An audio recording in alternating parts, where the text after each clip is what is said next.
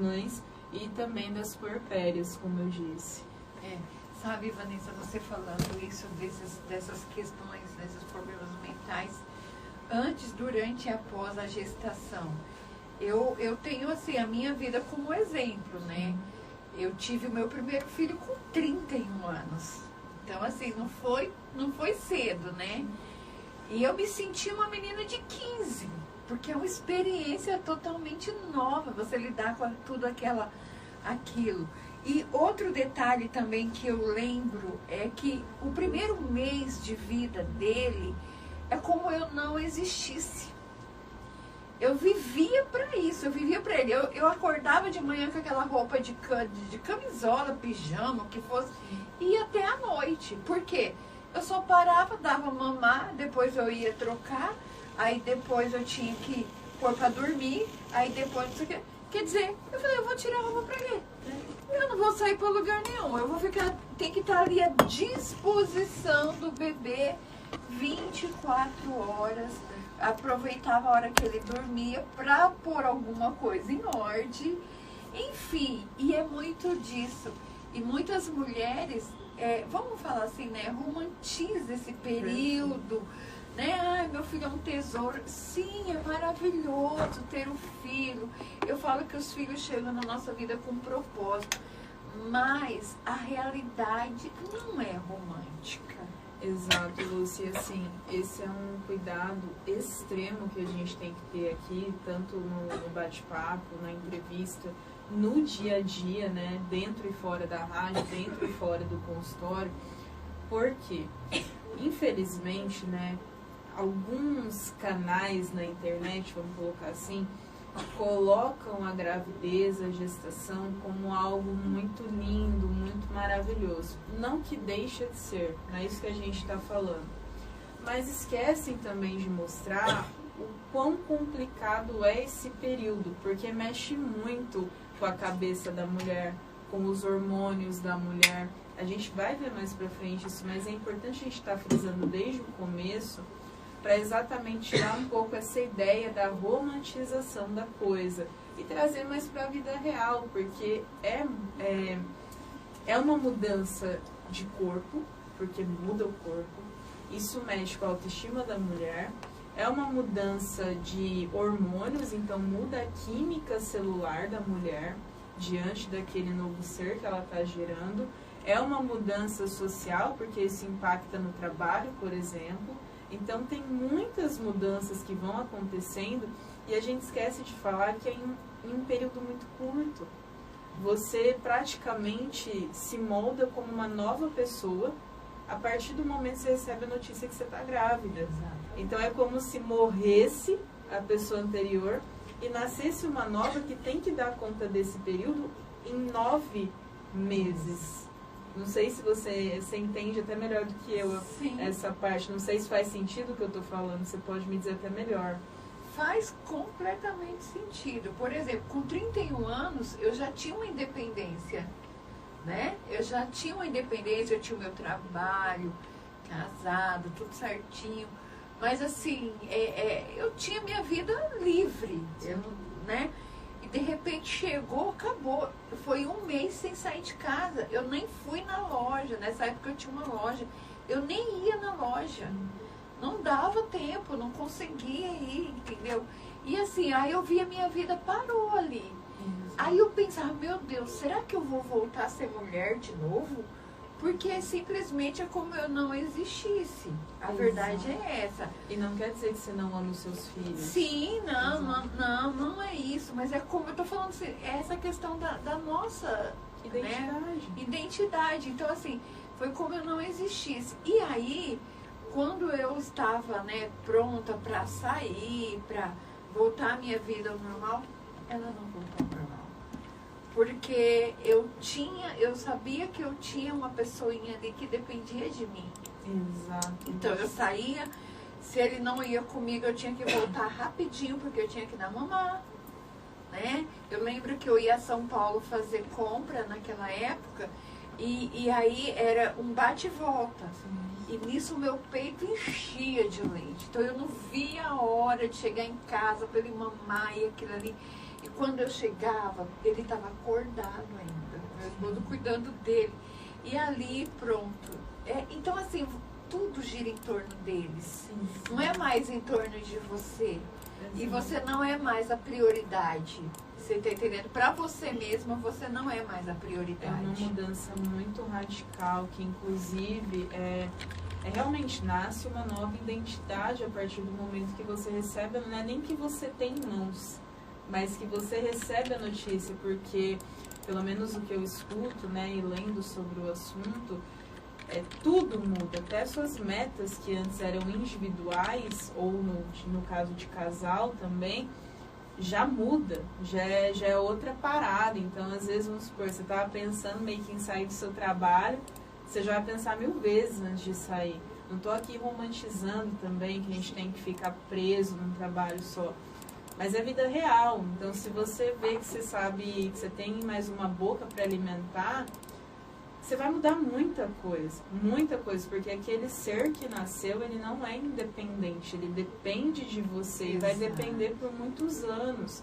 Não estou falando que a gente não vai criar os filhos para o mundo, como dizem, mas tem coisas que dependem dos pais, não tem muito para onde a gente correr. Por exemplo, um bebê, se a mãe ou o pai não for lá e dar comida, no caso, na época do leite, então, se a mãe não der o peito, a criança não vai comer. Exato. Ela não vai levantar e falar, vou comer. Exato. Então, é muito difícil, é uma mudança para o nosso cérebro, Lúcia, muito drástica, muito severa.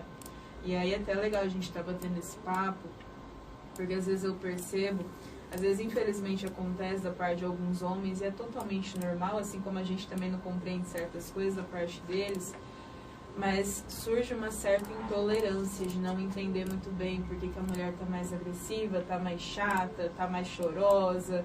Tudo isso que a gente passa e faz parte, assim como também no período de tensão pré-menstrual, que é a famosa TPM, e precisa dessas explicações para os caras também estarem ouvindo isso, para os homens estarem escutando, para eles entenderem que não é porque a mulher quer, mas faz parte do acontecimento. Exato. Faz parte do que está acontecendo com ela em mudança social, hormonal, física e etc. E principalmente em identidade. Então, para mim está sendo assim, muito legal trazer esse assunto. Sim, e você falando, outra coisa, as mulheres de um período, né, para cá, elas têm essa questão, essa luta pela independência, pela conquista. E às vezes, quando ela fala de ter um filho, ela pensa assim, vou fazer aquele quarto maravilhoso, vou decorar, vai ter papel de parede, vai ter tudo completo. Aí vai na loja, compra um enxoval, e aí compra aquelas roupinhas, e o bebê chega. E ele não quer dormir naquele quarto que você preparou com tanto carinho. E também, de repente, Vanessa, ela nem se sente segura de deixar o bebê lá no quartinho dele. E aí coloca esse bebê ali na cama, no meio. E aí a gente sabe. Então, gente, não adianta. Tudo é válido, mas nem tudo é a realidade. Exato, Lúcia, assim, é onde começa a dar outros problemas, né? Porque é muito comum as mães se sentirem muito culpadas, porque começa a ter uma certa confusão mental na cabeça das mães. Que ao mesmo tempo que elas sentem falta de ter o eu delas, né? Ou seja, a própria identidade, elas se culpam porque falam, nossa, eu não deveria estar pensando isso. Eu não deveria estar tendo esse tipo de pensamento, estar querendo fazer. Não faz sentido, eu tenho um filho agora para criar. Mas aí é onde a gente precisa ajustar mesmo, porque mesmo que eu for mãe, né, que nem você é mãe, a gente não deixa de ser um indivíduo, um ser único na Terra.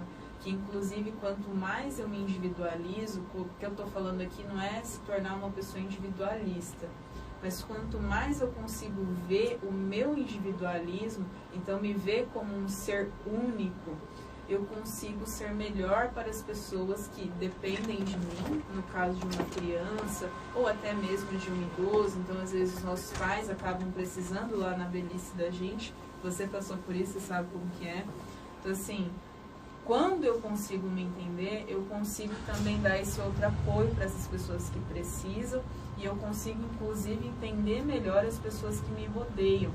Então, eu consigo entender o meu filho melhor, as fases que ele está passando ali, que faz parte, e também consigo entender essa confusão que vai ficar na minha cabeça. A gente brinca que nasce uma mãe, nasce uma culpa. Porque a todo momento a mãe vai se ver culpada. Então, tem que sair para trabalhar, ela vai se culpar. Tem que fazer tal coisa, ela vai se culpar. Ela estar pensando que ela gostaria, às vezes, de não ter tido o filho para ter a vida dela de volta, ela vai se culpar. Volto a dizer, gente, isso não quer dizer que você ame mais ou menos o teu filho. Faz parte. E é o que a gente fala na TCC, pensamentos não são fatos. Não é porque a gente está pensando que vai acontecer, que aquilo vai ser realidade. O que muda o nosso jogo na vida é o que a gente faz com os nossos pensamentos. Por isso que é importante esse tipo de programa que a gente está fazendo, para deixar mais claro, para humanizar a questão e falar, tá tudo bem com o que você está pensando, o que você está querendo ter de volta, mas não tem como. Então, o que a gente pode fazer daqui para frente? E não romantizar a coisa, porque não é o mundo cor-de-rosa que a gente acha que é, e não só nessa questão, mas em outras também. Hoje a gente vive num mundo aparentemente de fantasia, e não é, o mundo real não é uma fantasia. Então é muito importante que a gente está conversando hoje. Exatamente. Você falando, veio cenas na minha cabeça aqui da nossa convivência, né, mãe e filhos. E uma delas é essa questão do eu, né, do individual. Eu, por exemplo, eu estou vivendo uma fase que de manhãzinha, eu já vou 5 horas eu acordo, 6 horas eu tenho na porta da academia, porque é o horário que eu não tenho compromisso de trabalho com ninguém. Perfeito. Né? Então, mas eu estou na academia lá. Mãe, que hora que você chega? Mãe, eu tô atrasada. Mãe, você vai vir? Mãe, você me leva? Quer dizer, nem esse horário, né? E é isso que você falou, uma vez mãe, mãe para sempre. Não tem mais, e faz parte. E um dia eu fui, mas eu fui brava. Mas eu pensava assim, não, agradece que tá te chamando para ir pra faculdade. Pior se fosse para outro lugar. Pior se você estivesse lá no hospital. Então a gente fica buscando aqui na nossa mente questões para a gente ainda agradecer o fato de você não ter aquele momento seu, né? Exato. É isso. É sempre ser mãe, é isso. Exato. Por isso que assim, não tô aqui para falar o que as pessoas devem ou não fazer. Mas quando a gente olha a maternidade, assim como qualquer outra decisão, porque você se tornar mãe é uma decisão. É uma decisão, é uma meta, que nem eu falei que eu tenho essa meta. Posso falar uma coisa? Você falou, se tornar mãe é uma decisão. Muita gente fala assim, não, Deus mandou. Deus sim, foi Ele que criou como você tem um filho, mas você pode evitar ter um filho. Isso. Não tem essa que Deus mandou. Você foi lá e fez o seu filho. Eu brinco que colocam muitas culpas na conta de Deus. Colocam as responsabilidades ali na conta de Deus. E óbvio, eu sou cristã, quem me conhece sabe disso, eu acredito em Deus, mas eu também acredito na ciência, nos fatos. E sim, quando a gente olha as evidências, se tornar mãe é uma meta, é uma decisão. E tem, hoje em dia a gente sabe disso, a gente até falou num outro bate-papo, como evitar filhos, doenças e etc. Então, assim, tem como evitar. Então, a partir do momento que você decide, que é isso que você vai ter ali, e com a decisão, gente, não é assim, vou ser mãe. A partir do momento que você escolhe ter relações sexuais sem proteção, você está decidindo. Você é maior de idade, você sabe o que você está fazendo, salvo algumas exceções, que aí entra até em cenários de crimes, e não é o foco aqui. Mas vamos pegar a parte do adulto. O adulto sabe o que está fazendo. Então, quando ele decide ele ter uma relação consensual e sem nenhum tipo de segurança, ele está assim decidindo, ele está correndo o risco de ter. A partir do momento que ele tem, ou seja, que nasce um pai, nasce uma mãe, ou 2 mães, 2 pais, enfim, da maneira que for, a gente precisa entender que, a partir daquele momento, acabou o eu apenas. Você vai ter o eu, você deve ter o eu. Mas até aquele serzinho crescer, amadurecer, virar um homem, virar uma mulher, e virar um homem e uma mulher que eu falo é maior de idade, já ter tua vida, tua família, etc e tal, você vai se preocupar pra caramba. E as pessoas não falam isso. Então, mesmo que é maior de idade, você ainda está se preocupando. O que está acontecendo, o que está fazendo, como que vai ser. Até quando tem a própria vida, você se preocupa porque você vai ver alguns erros, você fala, poxa, não poderia estar indo por outro caminho. Só que aí você precisa deixar, porque a criança que virou um adulto precisa aprender com os próprios erros para crescer. Mas você não deixa nunca de ser mãe. A verdade é essa, não tem como. Ah, agora que cresceu, eu não tô nem aí. Acho que agora que tem que ter cuidado. Que agora ele é responsável pelos atos dele e tem que fazer as escolhas, né? E eu não vou mais poder escolher por eles. Antes eu escolhi a roupa, eu escolhi o sapato, eu escolhi a comida, né? Agora não, eu quero fazer isso, eu quero comer aquilo, eu quero vestir isso, eu quero vestir aquilo. Se é bonito, se é feio, se é escandaloso, se não é, já sabe. Já sabe. Então, aí eu falo que é aquela questão, né? O que você faz hoje, você vai colher, vai ter as consequências. Então, é isso. A gente confia também muito naquilo que a gente ensina, né, Vanessa?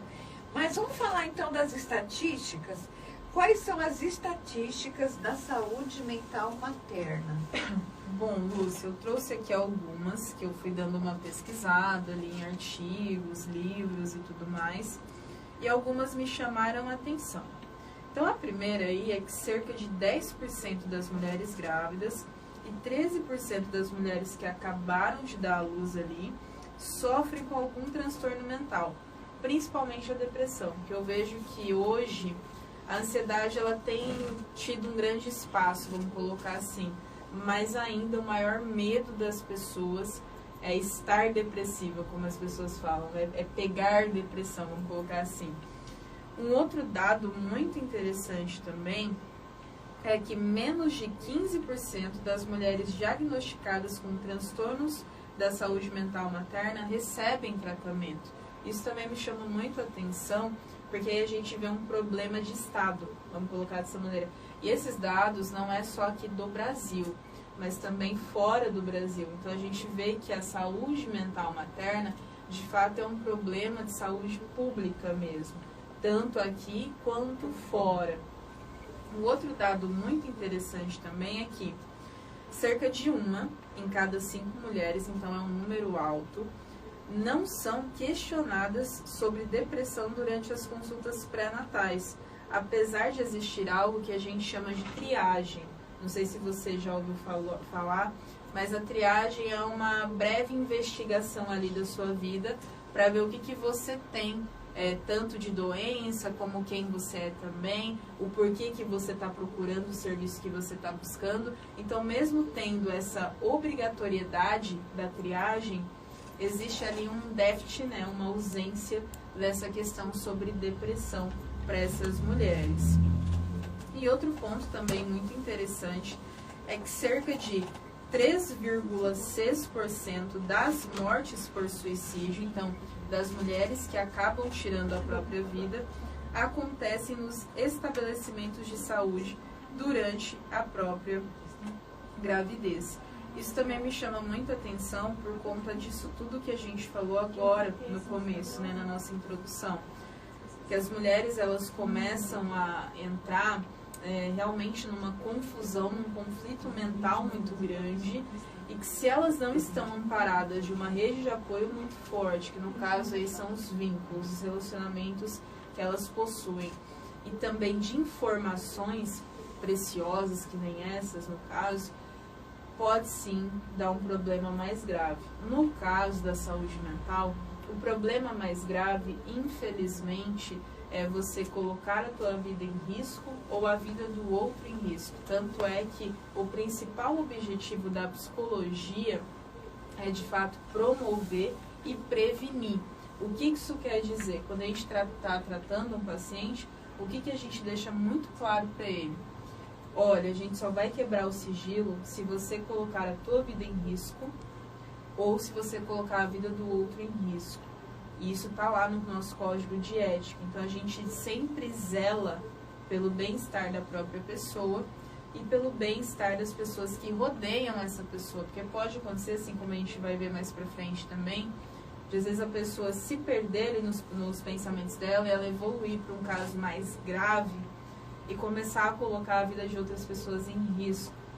Infelizmente, de matar mesmo. De ter comportamentos que dão a entender muito claramente que vai acontecer o comportamento destrutivo, vamos colocar assim, para outra pessoa e também para a própria pessoa. Então, nesses casos, a gente precisa ser muito clara com essas pessoas, porque são pessoas que não são ruins, mas que estão adoentadas, que estão transtornadas. O que é transtornado?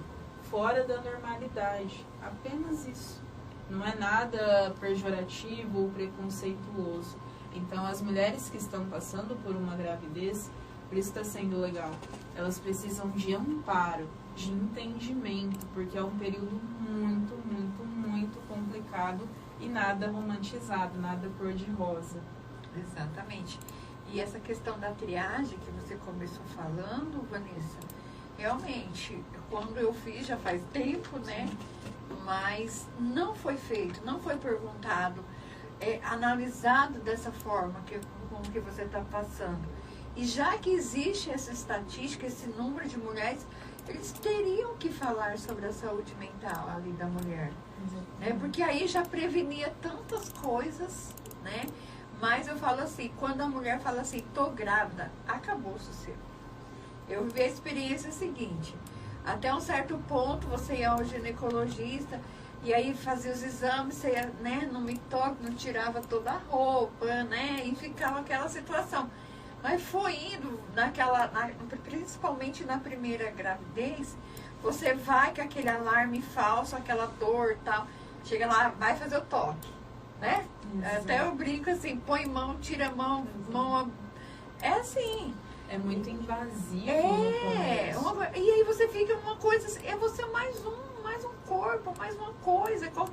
Assim como põe a mão em mim, põe a mão em você, tira a mão de dentro de você. Então, assim, acabou a privacidade da mulher.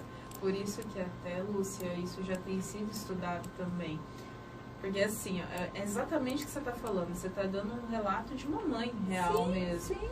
E realmente eu já ouvi muito isso, e é uma queixa frequente, vamos colocar assim, como se realmente fosse mais um objeto que o médico vai ali manipular, né? Por isso que, o que tem sido feito, né? O que tem pelo menos exigido, não são todos que têm feito, mas o que a gente tem começado a trabalhar, mas é de pouquinho em pouquinho, como a gente sabe, de trazer mais humanização para esse momento, porque é extremamente invasivo, é extremamente desconfortável. Você já ir ali num ginecologista já é muito desconfortável. Então vamos pegar a menina que vai pela primeira vez. Ela tá muito desesperada ali, ela não sabe o que vai acontecer. Você vai ficar nua na frente de alguém que não é o teu marido, que não é, enfim, a pessoa que você convive. Então é muito invasivo. Para esse tipo de situação, você precisa de um treinamento. A palavra é essa. Você precisa de um treinamento humanizado para você saber como se portar. Então, não é só você saber a técnica da medicina, vamos colocar dessa maneira. Não é só você saber só o que precisa ser feito, mas você fazer o que precisa ser feito de uma maneira humanizada. Porque quem está ali na sua frente é um ser humano, não é uma máquina. Exatamente. Entendeu? Você vai mexer, você vai usar, você vai depois jogar fora e a vida vai seguir. Não são todos os médicos que são assim como também outros profissionais da área da saúde. Mas tem aqueles que estão saindo um pouco da fronteira, né? Indo além do que são exigidos. Porque da maneira que você está falando, para alguns profissionais, eu estou fazendo meu trabalho é esse. Mas dá para melhorar a entrega desse trabalho. Você está fazendo a parte técnica, mas a entrega dá para a gente dar uma melhorada. Que aí falta a humanização. E outra coisa também, falta, eu não sei se a palavra seria essa exata, a obrigação a conscientização da participação do pai nesse processo todo. Perfeito. Porque a mulher, ela começa a fazer os exames de sangue, ela vai sozinha, eu mesmo fui sozinha. Vai fazer sozinha, faz exame de urina, faz isso, faz aquilo, sozinha. Então, assim, começou aquele pré-natal. Vai, o primeiro filho, você faz tudo no particular, né? Aquela coisa. Meu, mas depois no segundo já foi no público e deu tudo certo. Mas fui eu, ninguém. E na hora de sentir a dor, ele tinha que estar ali. Ele não ia sentir a dor, mas pelo menos eu apertava a mão dele para ele sentir, para ele ver aquela situação. O que eu vejo, Lúcia, que acontece é que falta segurança nesses momentos. Quando eu falo segurança, é no sentido assim, você gostaria de ter a participação dele para te dar uma força. Não é que ia amenizar a dor. A dor não ia passar. Não ia passar. Mas o cenário ia ser diferente. Ele tinha que estar ali, né? Eu acho que é isso. Essa segurança. Primeiro filho, eu lembrei da minha mãe. Exato. Falei, poxa, por que minha mãe não me falou que doía tanto? Porque eu não ia querer, porque eu escolhi o parto normal. Mas ele já vinha aqui, né, o meu marido, oh, é mais saudável para você, é mais saudável para o bebê, é isso, é aquilo, tal. Então tá, então vamos, né, vamos fazer o normal. E foi, não me arrependi. Porque 1 hora eu tive o bebê, 4 horas eu estava levantando da cama, tomando meu banho sozinha, totalmente independente. Mas de tudo isso, Vanessa, pré-natal, você estava lá sozinha. Talvez você também viveu isso, você que está nos ouvindo aí. Entrou na sala para pré-parto, você sozinha. No parto, você sozinha. Hora que você vai para a maternidade, fica ali com o bebê do lado, você sozinho. O bebê chorou, você tá ali. E na hora de sair da maternidade, como que foi? Ele pegou o bebê como fosse um troféu e eu saí carregando as sacolas. É isso. Olha como isso tem significado, que eu nunca esqueço dessa situação. Exato. Ele tinha que carregar eu e eu as sacolas. Deixa o bebezinho comigo, né? Não. E olha como que marca, né? E o que você está contando, na verdade, é a realidade de inúmeras mulheres, pelo menos aqui no nosso país, no Brasil. Então é interessante que você está trazendo, porque aí também entra um problema social, porque tem, por exemplo, a licença maternidade. A licença paternidade é um problemaço, porque já tem a distinção aí. No caso, como se a mulher pudesse ter mais tempo, porque de fato a gente se lasca, vamos colocar dessa maneira. Mas o homem, ele também precisaria ter o mesmo período. Claro que aqui, gente, a gente entende que não depende da gente. Vamos pensar aqui num cenário ideal, numa utopia, né? Em algo que não existe. No cenário ideal, seria interessante o homem ter o mesmo período, porque a mulher está ali dentro de casa, está cuidando do bebê, mas também tem que cuidar da casa, tem que fazer o almoço. Tem que estar em todos esses períodos antes, então em todo o pré-natal. Tem que estar lá quando vai ter o filho. Nisso tudo, se ela não está com o parceiro dela, fica muito mais difícil. Então, teria que resolver mesmo esse problema também social, muito importante. Só que é o que a gente está falando aqui. Aqui é uma utopia. Utopia o que é? Algo muito irreal, muito difícil. A gente fala aqui o que a gente acredita que seria benéfico. Que nem, por exemplo, a gente falar que não é benéfico para um adolescente, quando a gente olha o cérebro dele, ele acordar às 6 horas da manhã para ir para a escola e dormir 2 horas da manhã. Não é benéfico. Só que dá para a gente mudar a realidade do estudo? Não dá. Não dá para eu chegar lá no estado e falar, agora a gente vai começar a ter aula a partir de 10 horas da manhã. Não dá para fazer isso. Só que a gente está falando aqui da saúde mental. Na saúde mental, é quase um mundo utópico. E aí, como a gente não tem esse mundo utópico, que seria da perfeição ali para tudo se encaixar, a gente vai colocando menos danos. Então, seria interessante ter algum programa mais efetivo, em quesito de política pública mesmo, para também estimular essa paternidade nos pais. Exato. Bom, agora já é 11h09 e a conversa, como sempre, flui por aqui, né? Você que está nos acompanhando pelo rádio, através do 107,9, Nós estamos conversando agora com a psicóloga, especialista em TCC, a Vanessa Lietti. Nós estamos trazendo o tema hoje sobre a saúde mental materna. Por isso que você está vendo esse monte de queixa aqui, né? Minha, no caso. Mas é um assunto muito pertinente para o momento, principalmente a gente deixou para falar agora em maio, por 2 motivos, né? Mês das Mães e essa campanha Maio Furta Cor, que nós já falamos sobre ela.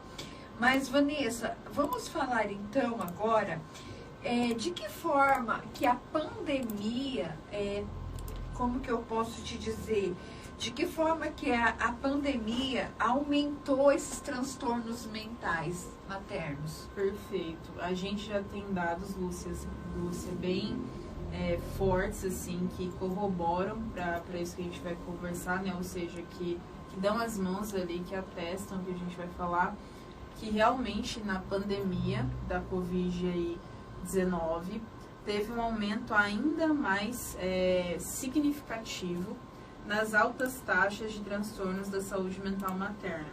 O que as pesquisas mostraram? Que houve um aumento de 64% nas taxas de depressão e ansiedade materna. Teve também maior estresse agudo, no caso aí das mães durante o parto. O estresse agudo também ele foi relacionado ao aumento dos sintomas do transtorno de estresse pós-traumático, que a gente conhece também como TEPT, e aos desafios com o estabelecimento, que é outro problema aí também que as mães enfrentam, do vínculo entre mãe, bebê e da amamentação. Então, são 2 problemas muito comuns também.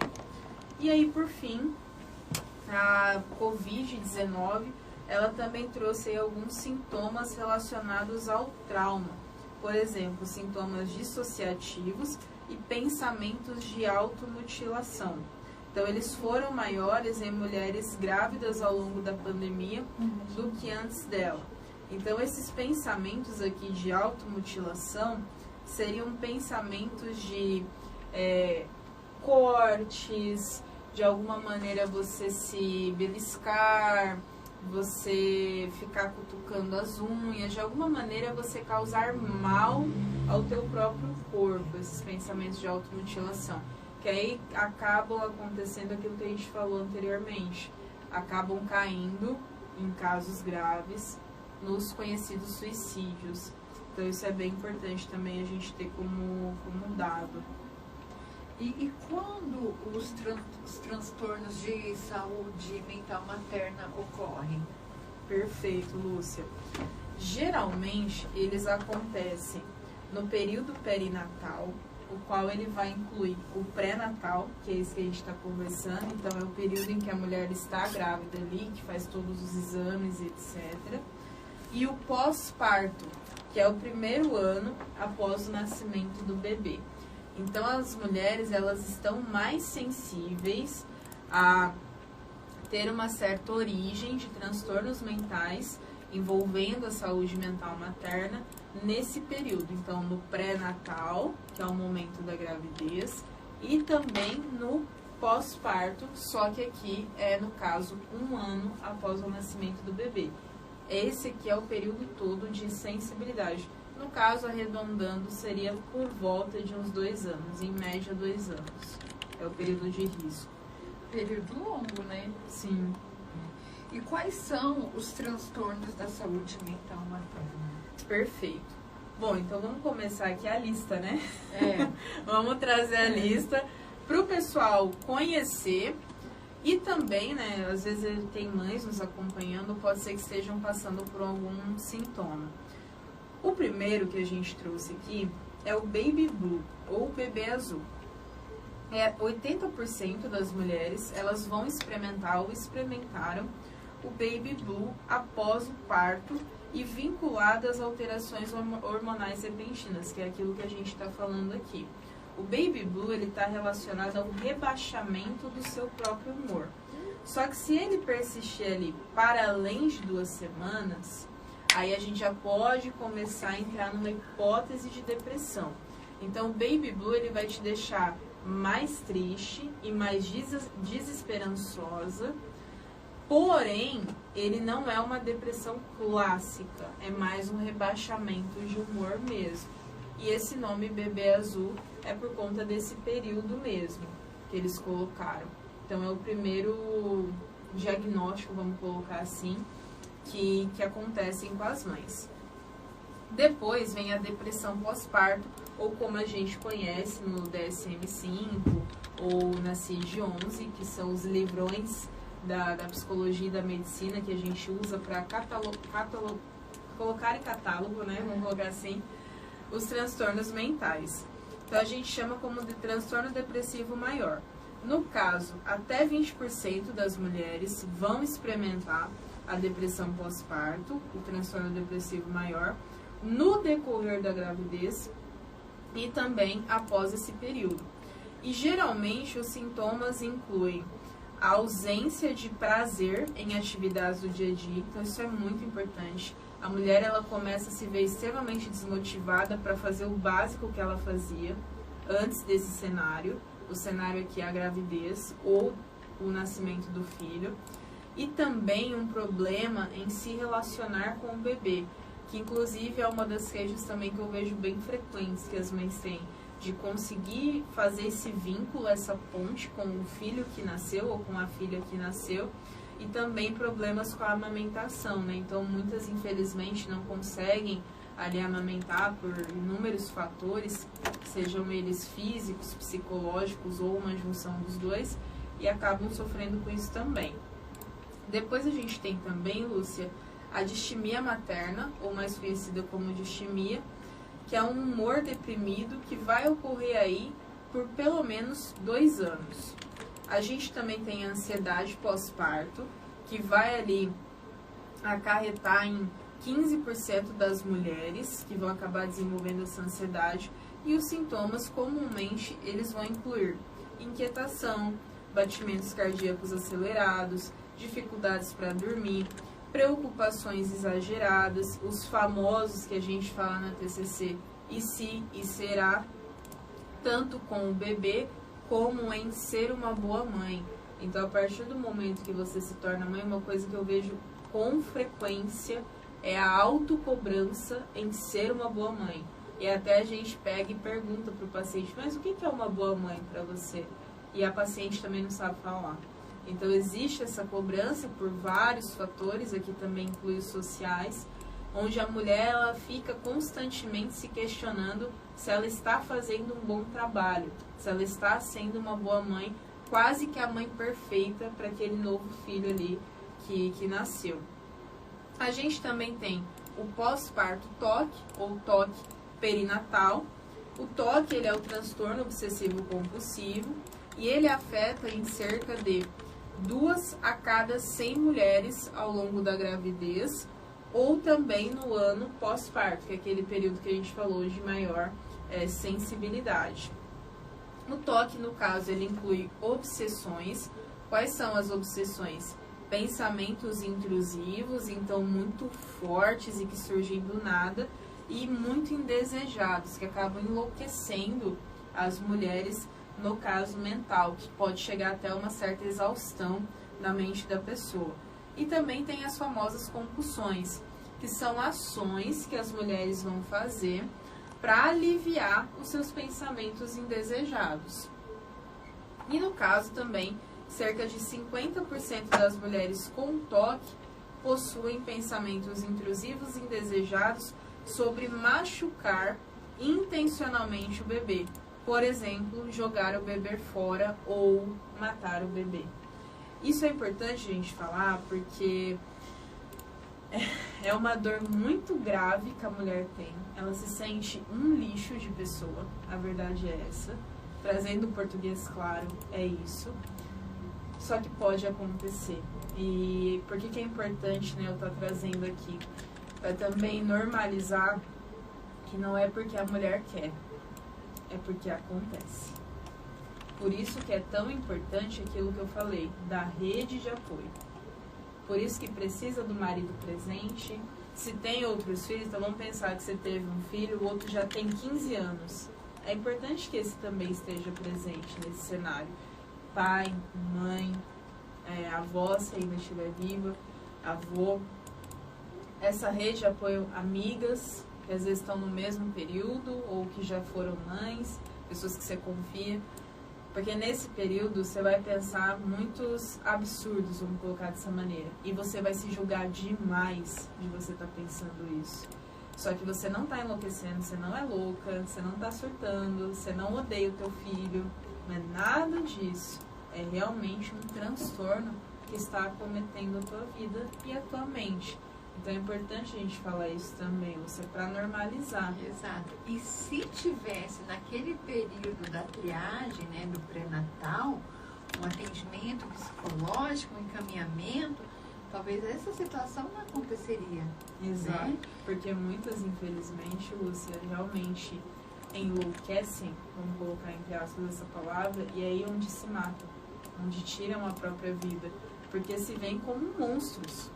De estarem, como que uma mãe vai pensar em matar o próprio filho, em jogar o bebê fora? Mas acontece. Infelizmente acontece muito. Um caso que chegou até mim recentemente, aqui mesmo em Adamantina, é que a mãe mandou a filha embora de casa, porque a filha engravidou. Mas o porquê? Não é o primeiro, e essa menina não sabe quem é o pai.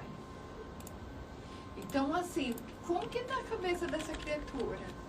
Como vai ser essa criança? Entendeu? Então, assim, é uma série de fatores que a gente tinha que parar para analisar e realmente ter políticas públicas mais específicas voltadas a casos dessa forma. Porque, infelizmente, com o que está acontecendo aí fora, o jovem sai para festar e bebe, usa, né? A gente sabe como que é. E depois, não sabe quem é o pai. E o que é a consequência de tudo isso? Então, é bem complicado. Agora, essa menina, como que tá a mente dessa menina? Como tá a saúde mental dessa menina? Exato. Por isso que o conhecimento, pra mim, tá? Isso é uma opinião pessoal. O conhecimento, de fato, ele salva vidas. Ele é libertador. E se você tem um conhecimento de informações de fato, verídicas, não fake news, não esses absurdos, eles realmente podem deixar pessoas vivas. Então, o que a gente está fazendo aqui hoje é de extrema importância. Para tirar um pouco da culpa dessas mulheres, que eu conheço várias, tá? Que ainda hoje se culpam por esses pensamentos. E os filhos já são marmanjões, que a gente brinca. E ainda se culpam por lá atrás terem tido esse pensamento de querer tirar o próprio filho, ou num aborto, ou depois que a criança nasceu, você olhar para a criança e querer matar a criança.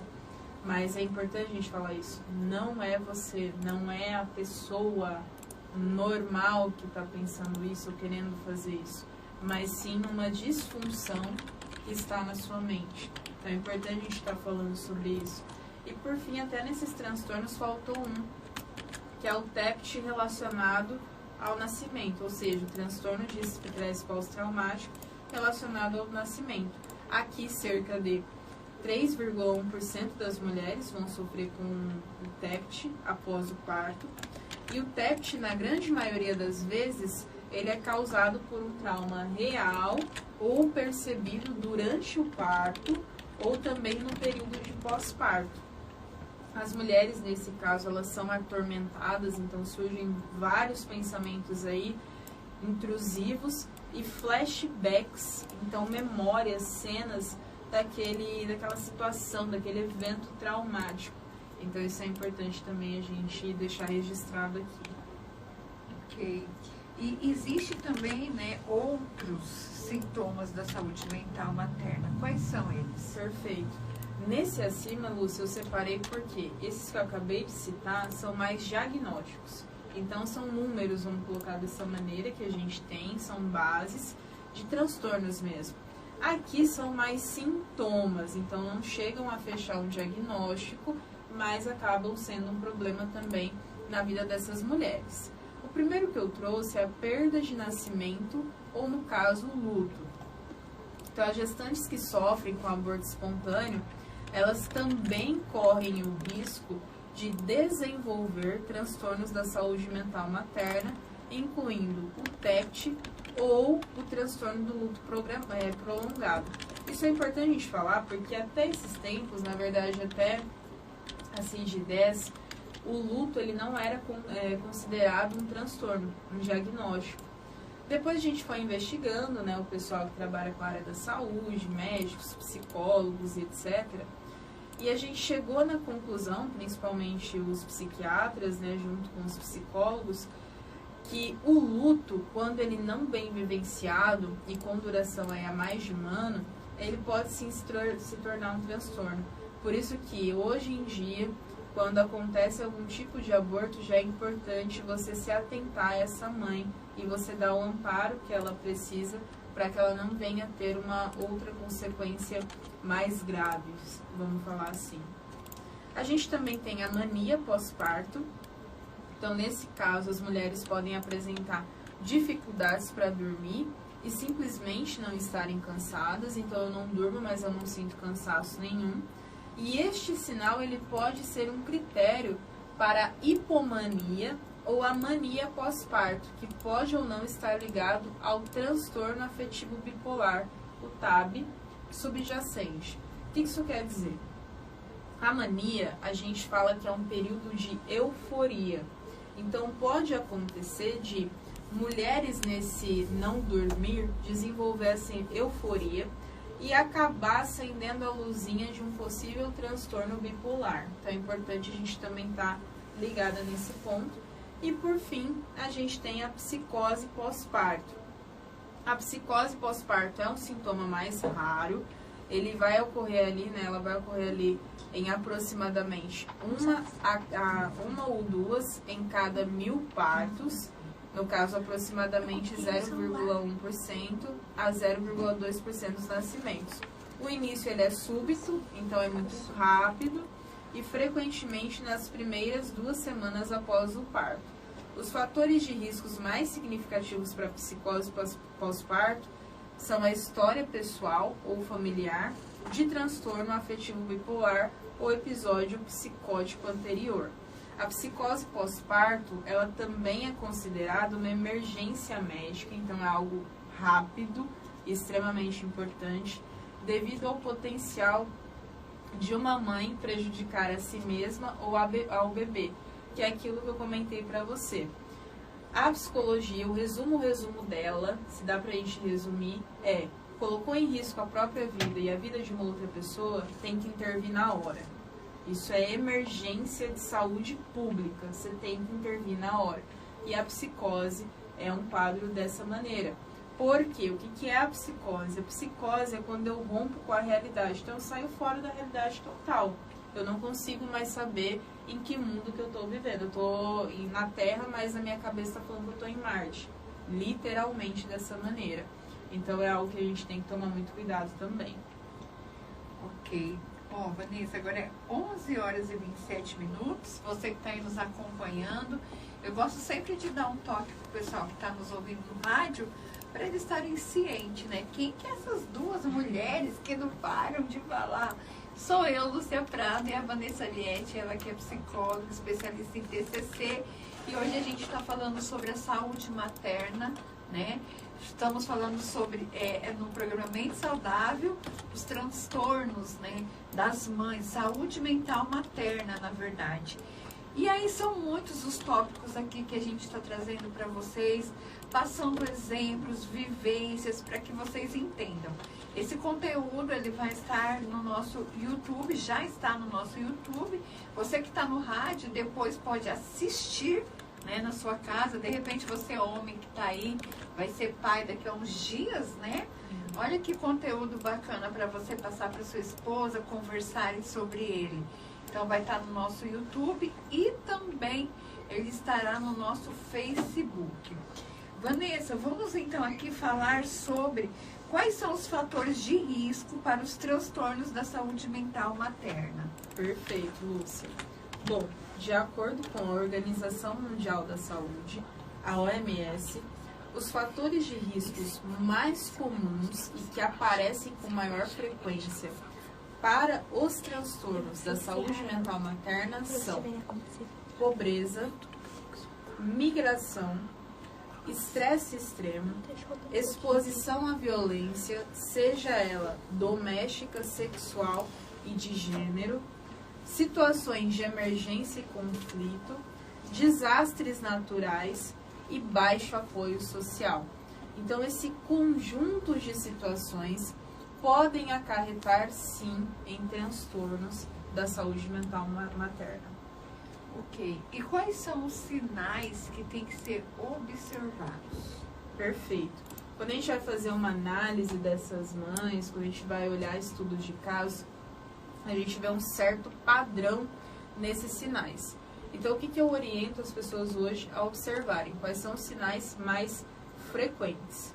Medo, ansiedade, raiva, culpa, fadiga, no caso, cansaço, negligência à higiene pessoal, negligência à saúde mental e física, falta de interesse pelo bebê, alteração no apetite, dificuldades para dormir, dificuldades para concentrar-se, dificuldades para tomar decisões, perda de prazer ou entusiasmo por atividades cotidianas e possíveis pensamentos de prejudicar o bebê ou a si mesma.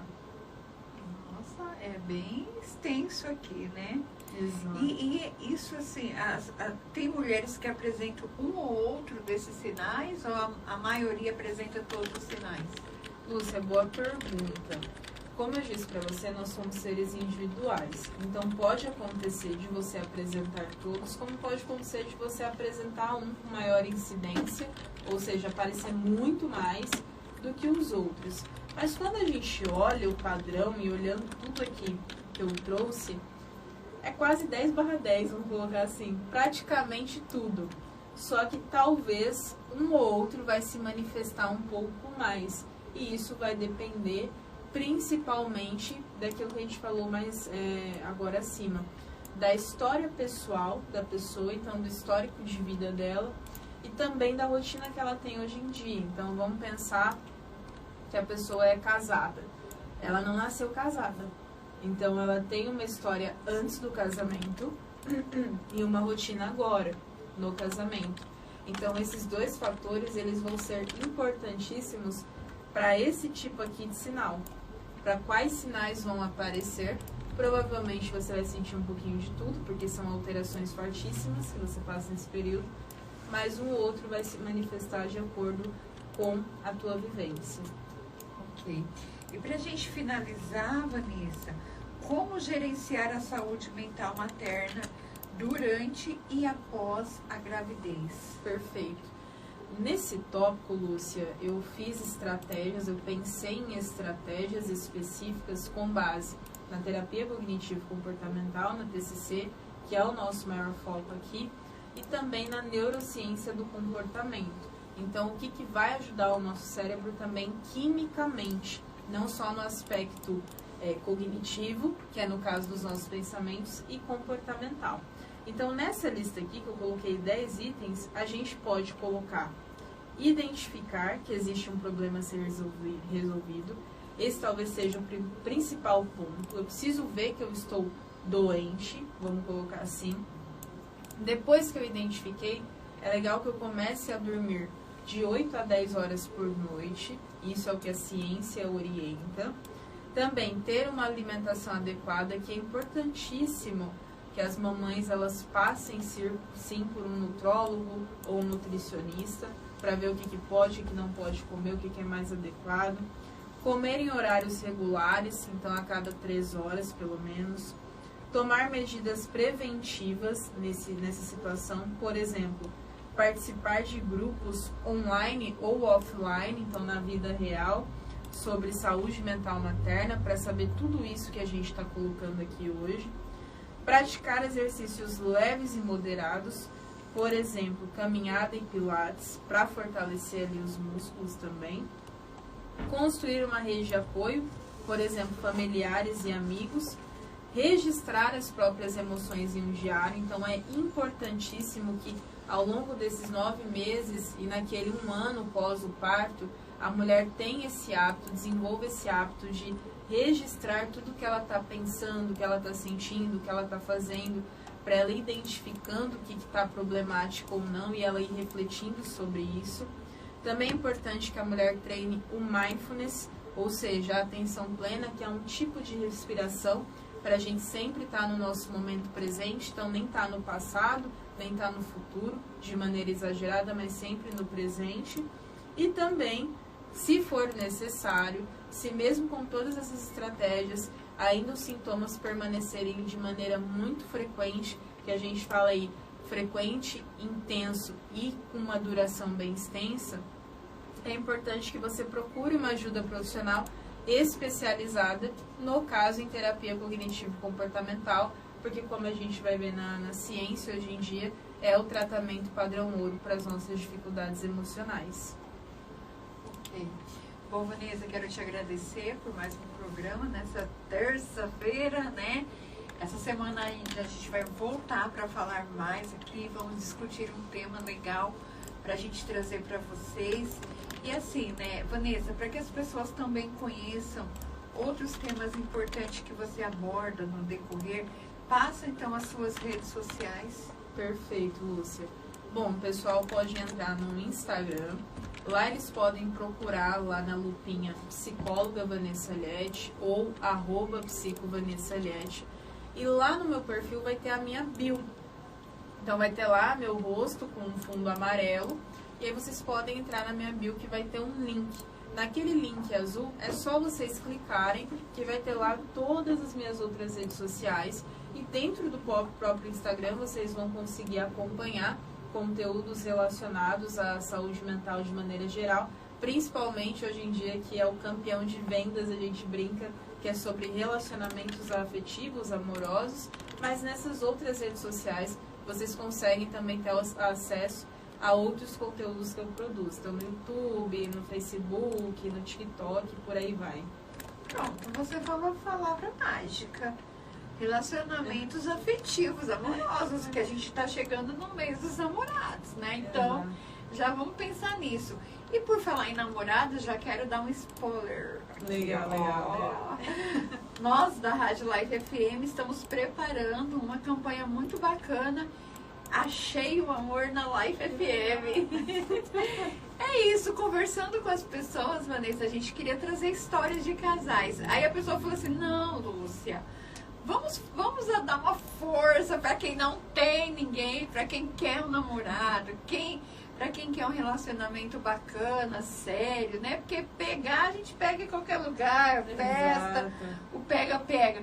Mas a gente queria né? E aí a gente vai abrir, então, o espaço da rádio para as pessoas enviarem seus áudios, suas fotos.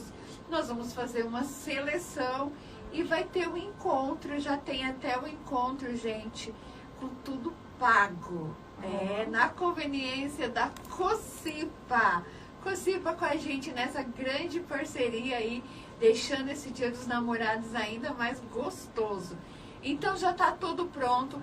Daqui a pouquinho, né? Hoje à tarde a gente já vai colocar nas nossas redes sociais esse Achei o Meu Amor na Life FM. Gostou, Vanessa? Eu adorei, de verdade, eu adorei. Já vou me inscrever lá, viu? Opa, vamos lá. Ó, só tem gente de categoria, viu, Vanessa? Já vou me inscrever. Bom, obrigada e vamos pensar num tema para isso e a gente vai voltar para conversar com vocês, tá? Bom, gente, daqui a pouquinho tem Jornal do Meio-Dia. A Laís está ali montando a nossa pauta enquanto a gente está aqui no bate-papo. Também aqui a Jaque está preparando as tardes. Nós vamos receber a secretária de Desenvolvimento Econômico de Adamantina, Luciana Pereira. Vamos falar sobre a Feira da Mulher Empreendedora. Portanto, fica com a gente, porque a nossa entrevista do Jornal do Meio-Dia vai render bastante também, tá bom? Então, até já estaremos de volta. Tchau, gente. Tchau.